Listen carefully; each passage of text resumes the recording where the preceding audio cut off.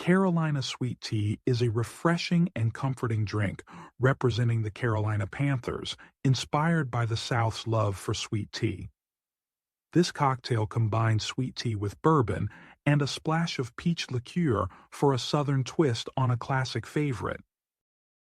You will need the following ingredients: 2 ounces bourbon for a smooth Southern base, 4 ounces sweet tea for a classic Southern flavor, 1 ounce peach liqueur for a fruity, Georgia-inspired twist, 1 lemon wedge for garnish, 1 mint sprig for garnish.